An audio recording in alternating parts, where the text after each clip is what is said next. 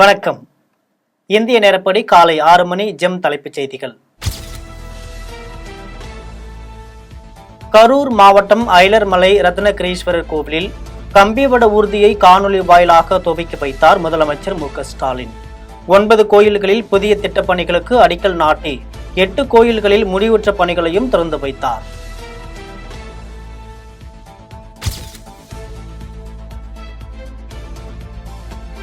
தமிழக மீனவர்களை விடுவிக்க நடவடிக்கை எடுக்க வேண்டும். வெளியுறவுத்துறை அமைச்சர் ஜெய்சங்கருக்கு முதலமைச்சர் மு.க.ஸ்டாலின் கடிதம்.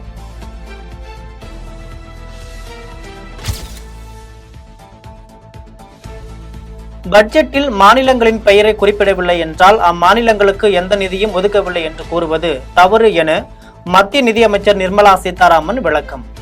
பட்ஜெட் நிதி ஒதுக்கீட்டில் பாரபட்சம் என எதிர்க்கட்சிகள் திட்டமிட்டு பொய் பரப்புவதாகவும் குற்றச்சாட்டு.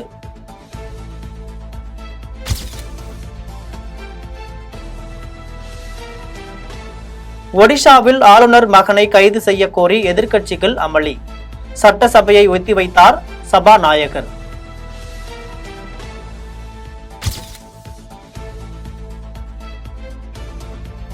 (2014 முதல் 2024 வரையிலான 10 ஆண்டுகளில் தமிழகத்திற்கு ரூபாய் 1,05,150 கோடி நிதி ஒதுக்கீடு.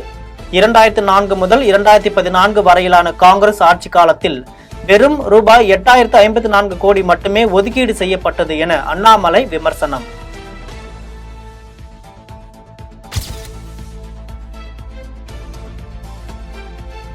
எதற்கெடுத்தாலும் புறக்கணிக்கிறோம் என்று சொல்லி தமிழகத்தின் நலனை புறக்கணிக்கிறார்கள். நிதி ஆயோக் கூட்டத்தை முதலமைச்சர் புறக்கணிப்பதற்கு தமிழிசை கண்டனம்.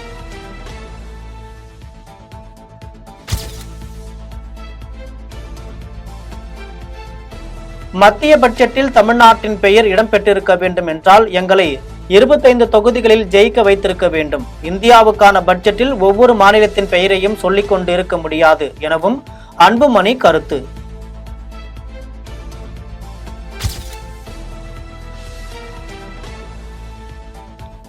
சென்னை மெட்ரோ ரயிலின் 2வது கட்ட பணிகளுக்கு மத்திய அரசு நிதி ஒதுக்க வேண்டும் என மாநிலங்களவையில் திமுக எம்பி KRN ராஜேஷ்குமார் வலியுறுத்தல்.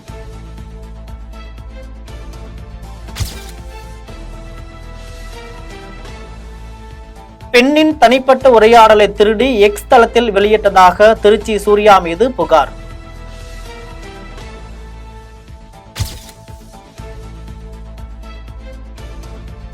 திருப்பூர் அருகே நள்ளிரவில் ஓட்டுநரின் கட்டுப்பாட்டை இழந்த ஸ்கார்பியோ கார் சாலையின் எதிர் திசையில் வந்த கண்டெய்னர் லாரி மீது நேருக்கு நேர் மோதி விபத்து.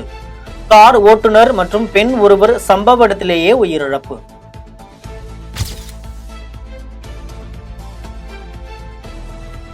தங்கும் விடுதிக்குள் புகுந்த காட்டு யானைகள். கேரளா எல்லைப் பகுதியில் உள்ள காந்தலூர் மறையூர் சாலையில் தனியார் தங்கும் விடுதியில் புகுந்த காட்டு யானைகளால் மக்கள் அச்சம்.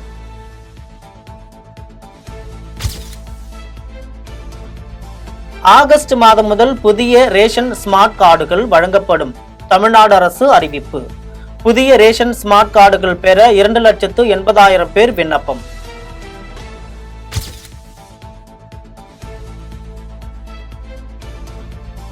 சென்னை மேடவாக்கம் நெடுஞ்சாலையில் நடைபெற்று வரும் மெட்ரோ பணிகளின் காரணமாக பேருந்துகளின் வழித்தடங்கள் மாற்றம். மாநகர போக்குவரத்து கழகம் அறிவிப்பு.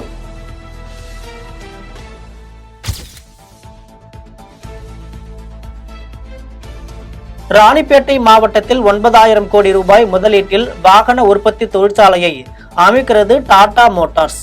முதலமைச்சர் மு.க.ஸ்டாலின் அடுத்த மாதம் அடிக்கல் நாட்ட இருப்பதாக தகவல்.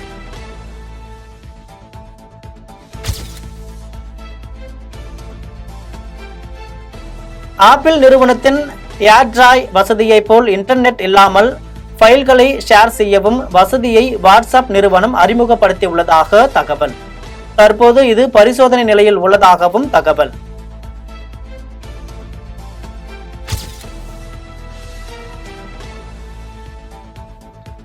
டெல்லியில் ஸ்பைடர் மேன் போன்று உடை அணிந்து கொண்டு காரின் பேனட் மீது அமர்ந்து சென்றவர் கைது.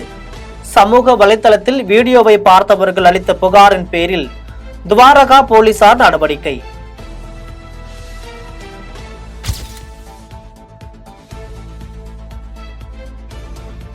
விமான விபத்து ஏற்பட்ட காத்மண்டு விமான நிலையத்தில் நேபாள பிரதமர் ஷர்மா ஒலி ஆய்வு.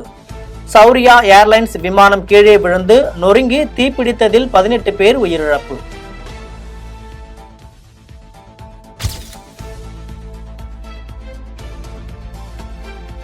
அமெரிக்க அதிபர் தேர்தல் கருத்து கணிப்பில் ட்ரம்பை முந்தினார் துணை அதிபர் கமலா ஹாரிஸ். ராய்டர்ஸ் இப்சோஸ் நடத்திய கருத்து கணிப்பில் ட்ரம்பை விட 2% வாக்குகள் கூடுதலாக பெற்றார் ஹாரிஸ்.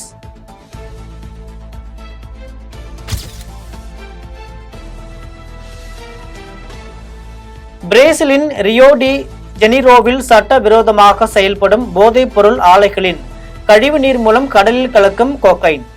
13 சுறா மீன்களை பிடித்து ஆய்வு செய்த போது அவைகளின் கல்லீரலில் கொக்கைன் பாதிப்பு இருந்தது கண்டுபிடிப்பு.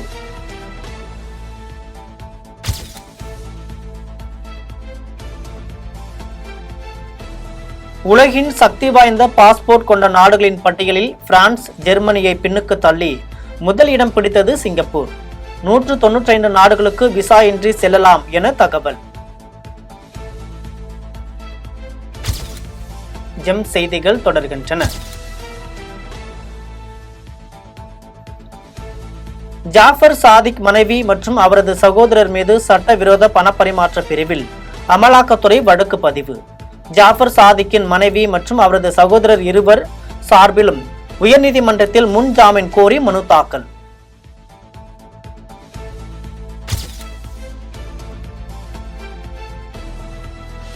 எதிர்காலத்தில் குளறுபடியின்றி வெளிப்படையான நீட் தேர்வு முறையை அமல்படுத்த நடவடிக்கை எடுக்கப்படும் என்று உச்சநீதிமன்றத்தில் மத்திய அரசு உறுதி.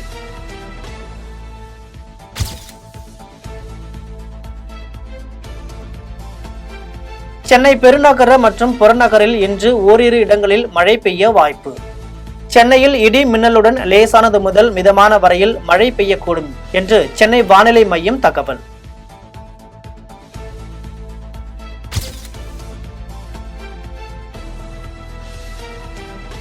சர்வதேச ஒலிம்பிக் கமிட்டி உறுப்பினராக முகேஷ் அம்பானியின் மனைவி நீடா அம்பானி மீண்டும் தேர்வு.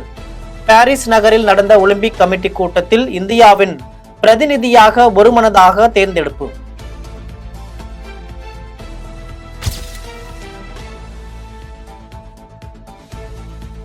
மகளிர் T20 ஆசிய கோப்பை கிரிக்கெட் போட்டியில் நேபாளத்தை வீழ்த்தி அரையிறுதிக்கு முன்னேறியது இந்தியா. ஆட்டத்தின் முடிவில் இந்திய அணி கேப்டன் ஸ்மிருதி மந்தனாவுக்கு புத்தர் சிலையை பரிசளித்த நேபாள கேப்டன் இந்து பர்மா.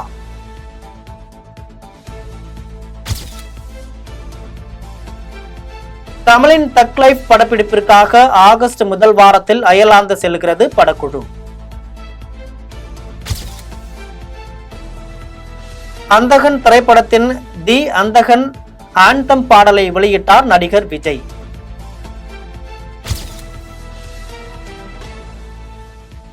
நடிகர் ஷேன் நிகாம் நடிக்கும் மெட்ராஸ் காரன் திரைப்படத்தின் டீசர் வெளியீடு.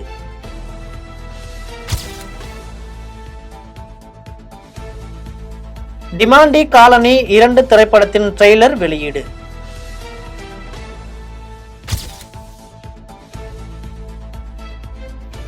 விருதுநகர் மாவட்டம் ஸ்ரீவில்லிபுத்தூர் அருகே உள்ள சதுரகிரி சுந்தர மகாலிங்கம் கோவில் ஆகஸ்ட் 4ஆம் தேதி ஆடி அமாவாசை திருவிழா.